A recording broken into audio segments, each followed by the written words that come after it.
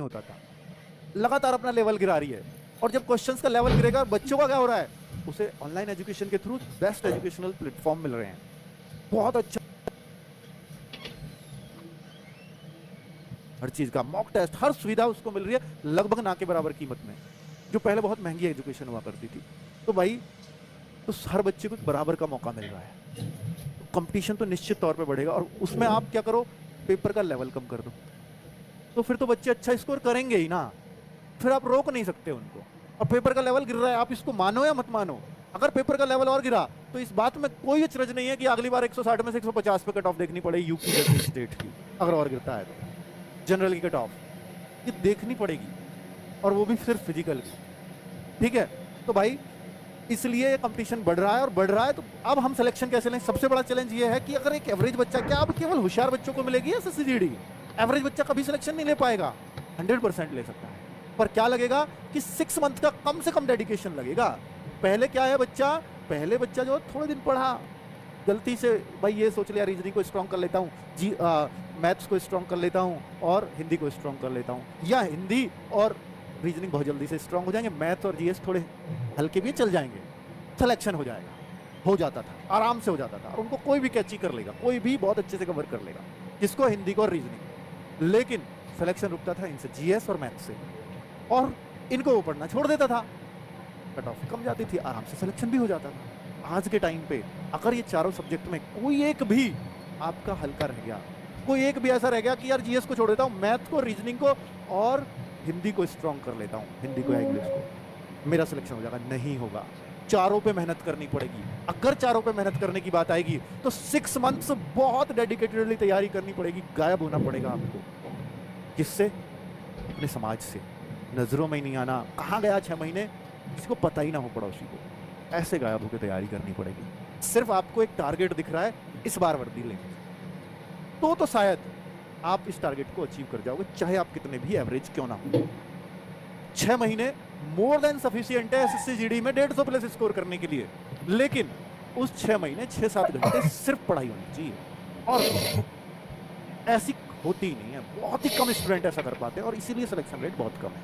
आप ये देखते हो 50 लाख बच्चों का फॉर्म है, लेकिन जो असली कंपटीशन है ना, जो असली कंपटीशन है वो सिर्फ 2 लाख बच्चों का है, सिर्फ 2 लाख, 50,000 वैकेंसी भी है, हर 4 में से, हर 4 मेहनती में से एक का सिलेक्शन हो जाता है। और सोचते क्या है, 50,000 वैकेंसी, 50 लाख फॉर्म, 100 बच्चों में से एक का सिलेक्शन, यही आएगा ना निकल के, पर वो 100 नहीं होते, मेहनत करने वाले 4 हैं, 4 में से एक का हो जाएगा। ठीक है, चलिए, तो भाई एवरेज बच्चा बिल्कुल ना घबराए, 6 महीने आपको बहुत ही बेहतरीन तरीके से डेडिकेटेड रूप से देने होंगे, और एक चैनल पे विश्वास करके देने होंगे, टीचर पे विश्वास करके देने होंगे। आप ये बहुत बार क्या है ना, एजुकेशनल प्लेटफॉर्म इतने सारे हो गए हैं ऑनलाइन में, सब आपको अच्छी बातें कहने वाले मिल जाएंगे, सब ये कहेंगे मैं ये कर दूंगा, वो कर दूंगा। भाई आप ना पढ़ करके देखना, आपको लगे कि हाँ ये वास्तव में ही इनकी चीज़ें मेरे को समझ में आ रही हैं, क्योंकि हर कोई अपने आप को तो अच्छा बताएगा ही ना, मैं भी अच्छा बताऊँगा, ठीक है, तो कोई अपने आप की बुराई नहीं बताएगा। तो मैं आपको बता रहा हूँ भाई, जिसमें आप ना मैथ्स आपका वीक है तो मैथ्स का टॉपिक डालो यूट्यूब पर, उसके 3-4 वीडियोस आएंगे, किसी एक टीचर से पढ़ के देखो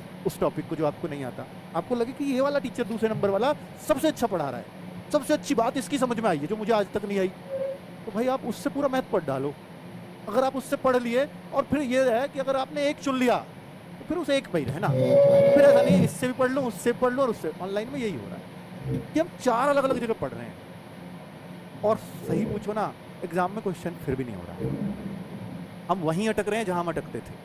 वो इसलिए ही हो रहा है क्योंकि ना आपको ऐसा लग रहा है इसे भी ले लूं, उससे भी ले लूं, ऐसे नहीं होता सिलेक्शन। जो भी लिया है उसको कंठस्थ लो और तरीके से, और बुक से प्रैक्टिस करो। कॉन्फिडेंस कभी भी यूट्यूब से पढ़ने से आएगा ही नहीं। आपका कॉन्फिडेंस हमेशा एक चीज़ से आ सकता है, वो है बुक्स। पढ़ो यूट्यूब से, क्योंकि बुक आपको समझाएंगी नहीं, यूट्यूब से समझ लो चीज़ों को, एप्लीकेशन से समझ लो, कोई दिक्कत नहीं है, कोई इतने सस्ते कोर्स हैं, किसी का भी ले सकते हो। और भाई उस कोर्स से पढ़ लो, एक टीचर को फॉलो कर लो, उसके साथ एक बुक फॉलो कर लो, निश्चित तौर पर कोई सिलेक्शन नहीं रोक पाएगा आपका, कोई भी नहीं। ठीक है, एवरेज बच्चे को यही करना चाहिए। एवरेज बच्चा ही भटकता है 10 जगह। कई बार पता लगता है फॉर्म आए 2 महीने तक सिर्फ ये सर्च कर रहा है, इससे पढ़ूँ या इससे पढ़ूँ, अगले महीने उसका एग्जाम है, कैसे होगा सिलेक्शन। तो ये सब चीज़ें हैं जो बच्चे को डिस्ट्रैक्ट कर रही हैं। सिलेक्शन मंत्र 3 चीज़ें हैं, मैं आपको बार बार जिक्र कर रहा हूँ। बुक्स आपको पढ़नी पड़ेंगी। अगर आप ये सोचते हो कि क्लास के नोट्सों से काम हो जाएगा, नहीं होगा।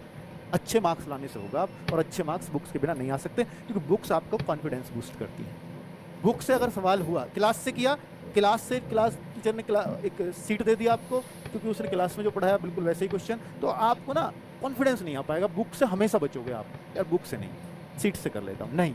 आपको क्या करना है, क्लास से पढ़ो। अब उस चैप्टर को टीचर ने पढ़ाया है, मान लो मैथ्स का चैप्टर है नंबर सिस्टम, तो नंबर सिस्टम में अगर यूनिट डिजिट पढ़ाया है तो बुक से यूनिट डिजिट के क्वेश्चन ढूंढ ढूंढ के करो।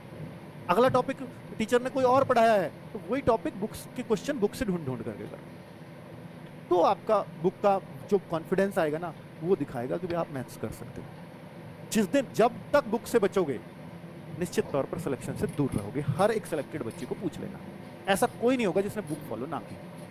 ठीक है, क्लास तो लेनी पड़ेगी, इसमें कोई शक नहीं है, क्योंकि जब हम पहली बार कंपटीशन में उतरते हैं तो हमें बिना क्लास के केवल बुक से समझ में नहीं आ सकता, और आएगा भी तो हो सकता है कुछ बुक में बड़े सॉल्यूशंस हों जो दिक्कत करें। तो इसलिए क्लास आपके लिए बहुत जरूरी बन जाती है, क्लास के साथ बुक्स। और फिर अंत में आता है, एक बार सिलेबस कंप्लीट करने के बाद मॉक को तभी छेड़ो।